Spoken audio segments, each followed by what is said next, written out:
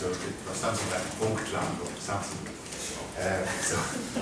So we come to the next speaker just to continue, and we change also, of course, the perspective coming to the Yugoslavian side. And the next speaker I just want to introduce very shortly is Dr. Srđan Mićić, and he is from here, right, from the institute here. So again, that is a nice thing that we cooperate not only with institutes but also with the speakers. And he studied here in Belgrad, and he is the expert in foreign affairs and politics of Yugoslavia. So he's the right person for today. And so I'm not able to read all the service titles correct. So sorry for that, but I will not do that. But I just want to mention some of his titles in German, which is also kind of easy to understand in English. From the Bürokratie zur Diplomatie, so this kind of bureaucracy to diplomacy, history of Yugoslavian diplomatic service, and so therefore I think he's absolutely an expert in the case we are talking about. And thank you for having a paper now, and I just would like to invite you.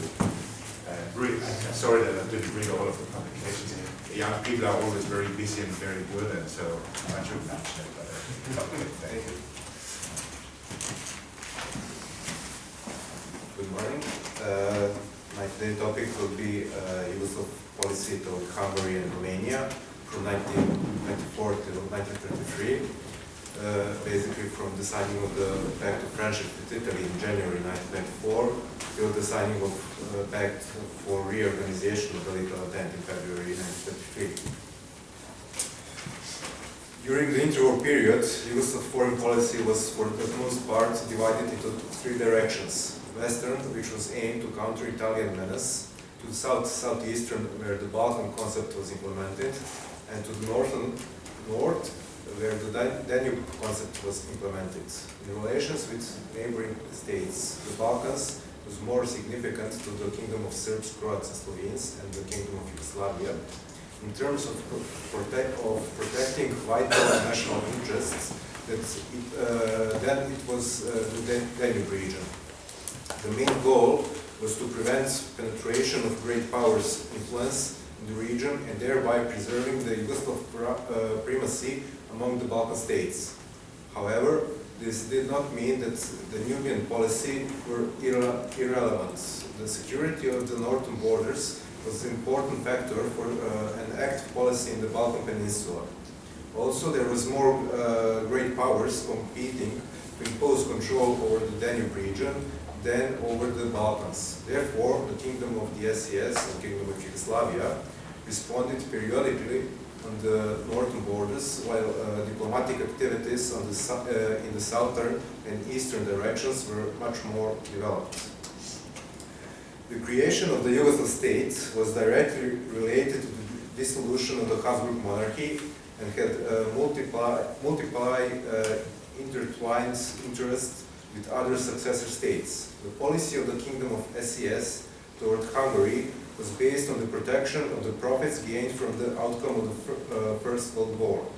Although the border between two countries was not drawn in the full accordance to the wishes of the government in Belgrade, the Yugoslav state had much more reason to be satisfied with its final results.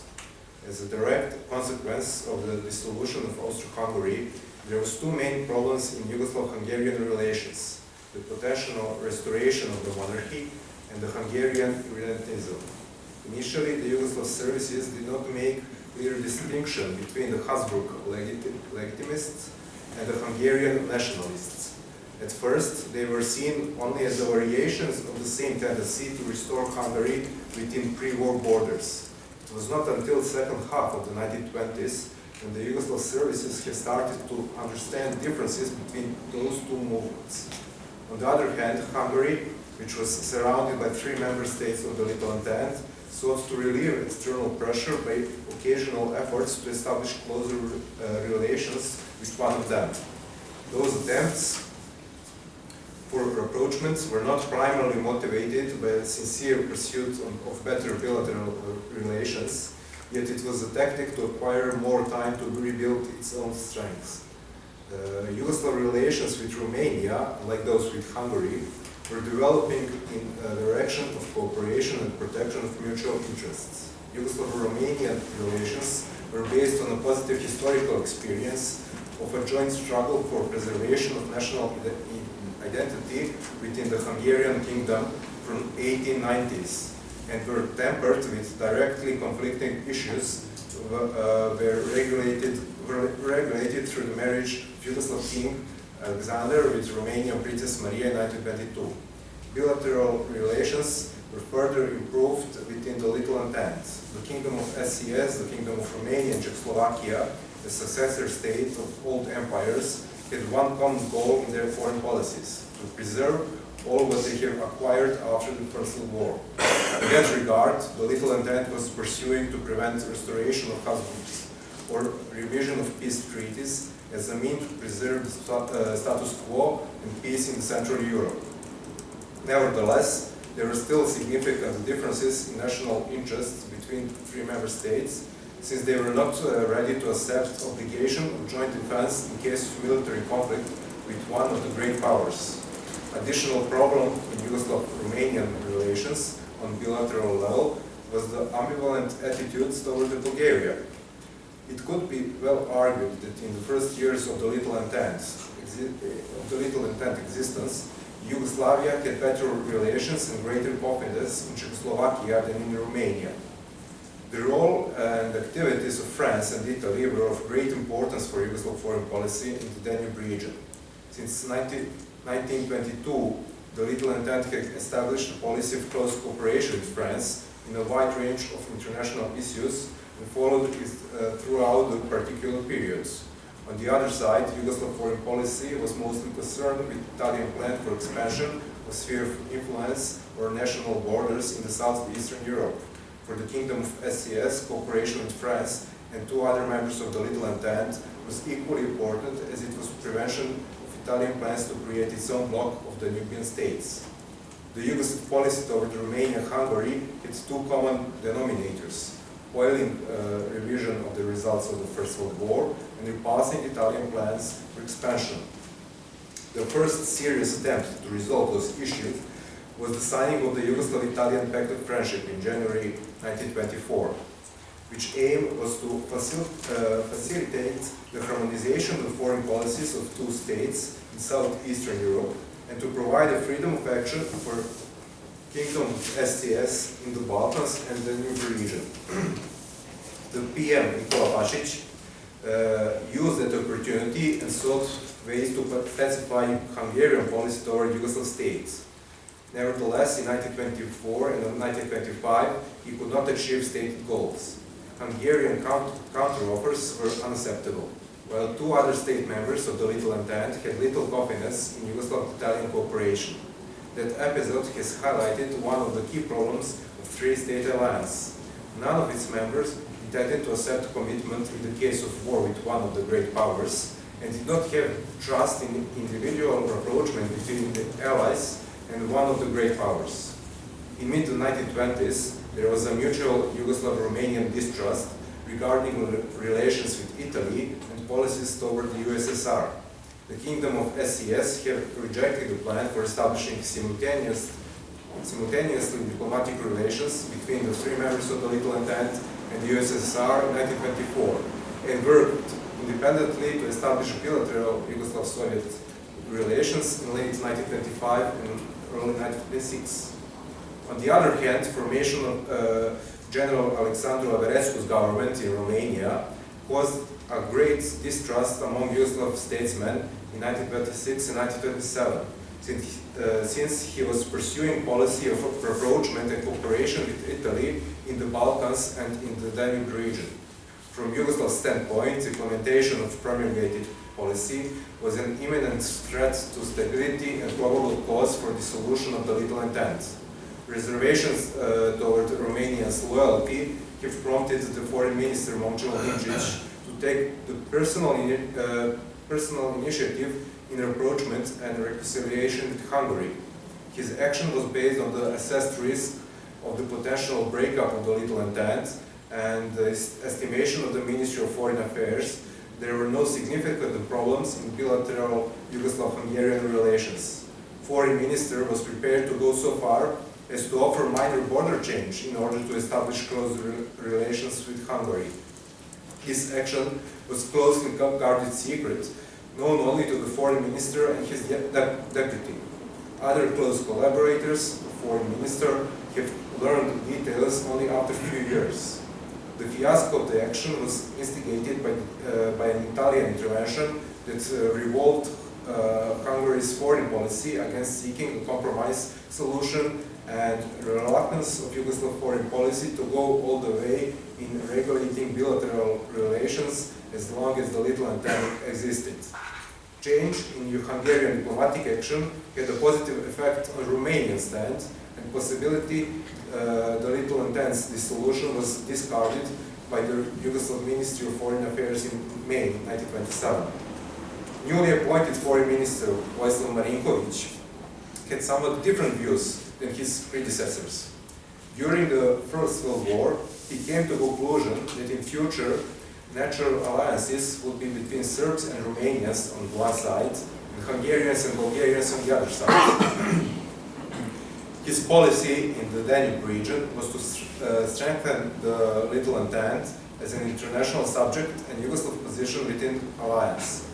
Italian policy toward Romania and Hungary left no doubt in Marinkovic's mind which partner would be most convenient for his Danubian policy, and therefore facilitated new Yugoslav-Romanian approachment in the framework of the Little Entente policies. That process was further enhanced by the downfall of the General Averescu in mid-1927.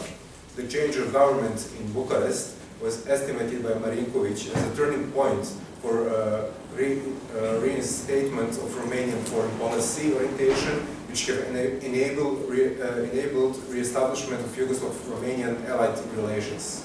Furthermore, three foreign ministers of the Little Entente have agreed upon necessity to reorganize it in the spirits of the Locarno era. The idea was to loosen its anti-Hungarian orientation and to present it as a loyal partner in refurnishing of European affairs. King Alexander and Marinković were convinced that any further diplomatic activities for Yugoslav-Hungarian approachments were pointless. Change policies have enabled exit strategy against existing Italian encirclement of Yugoslavia, and therefore became framework for Yugoslav policy toward Hungary and Romania in following years. In the late 1920s and early 1930s, first priority for Yugoslav foreign policy was to redefine relations with great powers, while neighboring countries, aside from Italy, had second-rated role at the time.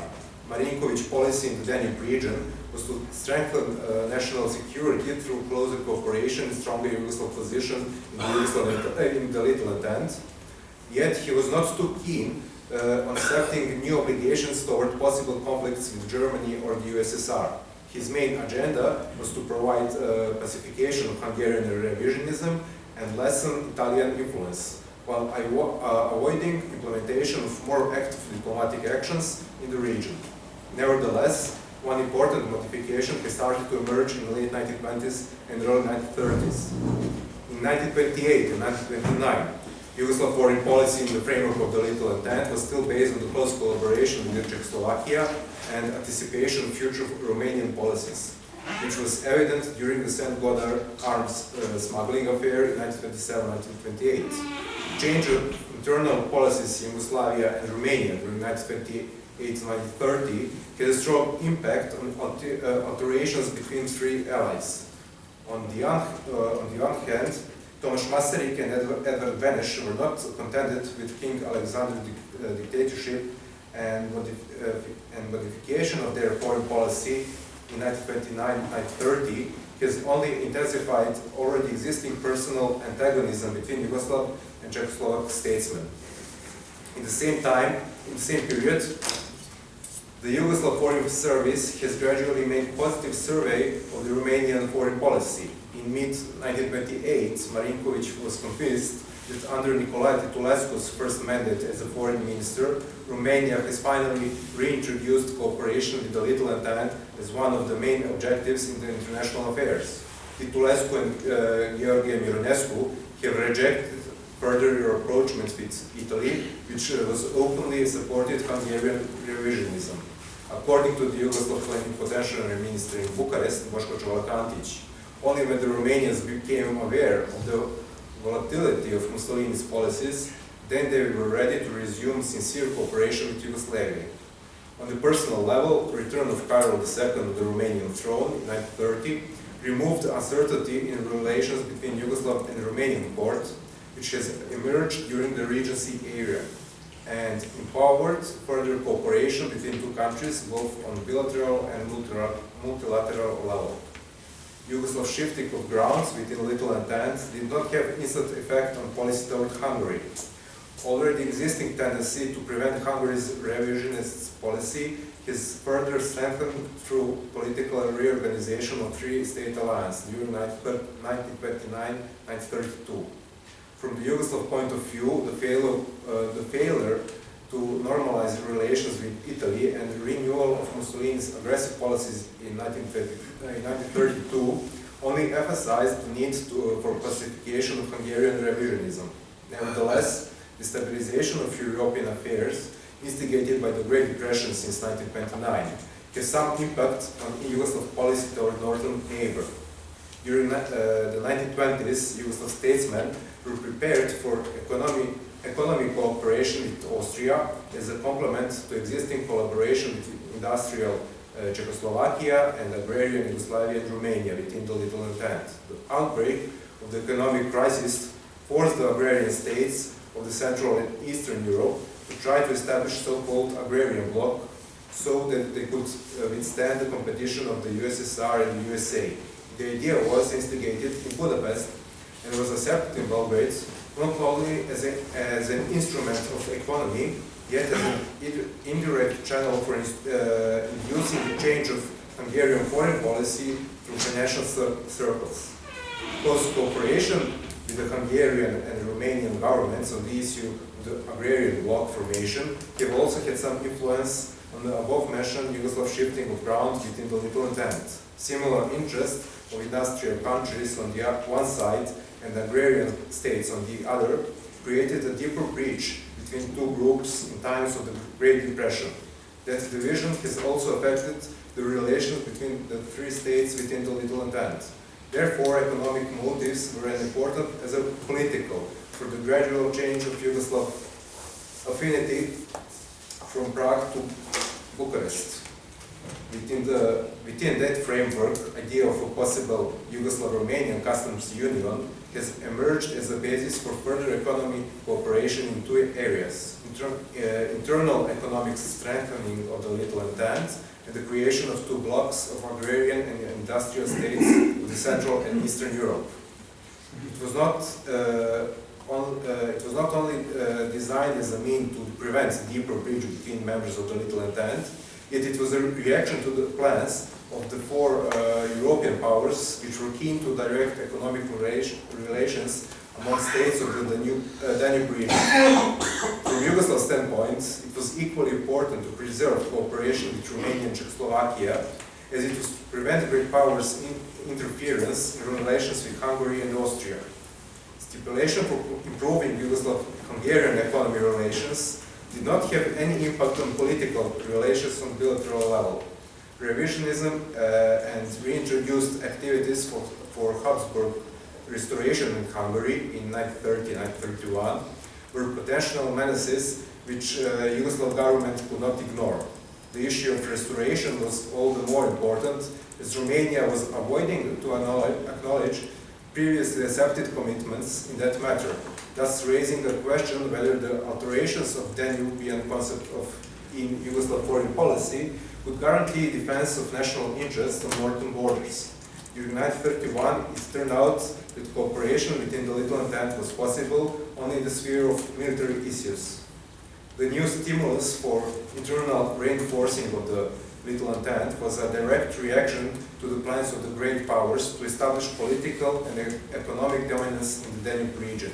During 1931-1932, the Yugoslav, Romanian and Czechoslovak statesmen were gradually realizing necessity of closer interrelations in order to ensure greater impact of the alliance as a subject in international relations, and they have implemented internal reorganization of the Little Entente in late 1932 and early 1933.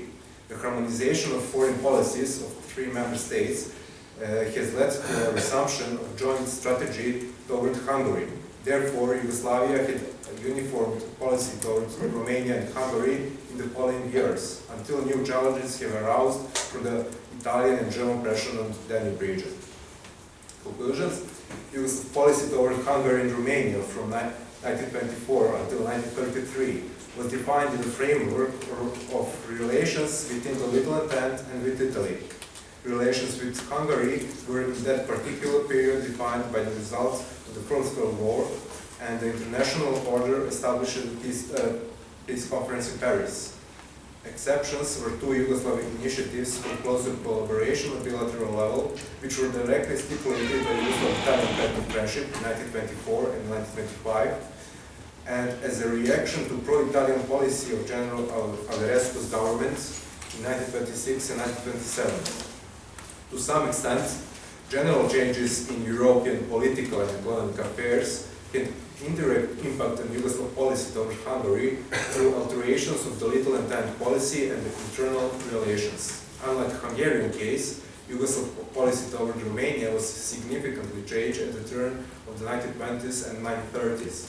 Ambiguity that has emerged in Yugoslav-Czechoslovakian bilateral relations during 1929 and 1930 has prompted closer Yugoslav-Romanian cooperation, thus preserving the importance of the Little Entente for Yugoslav foreign policy. Thank you. Thank you.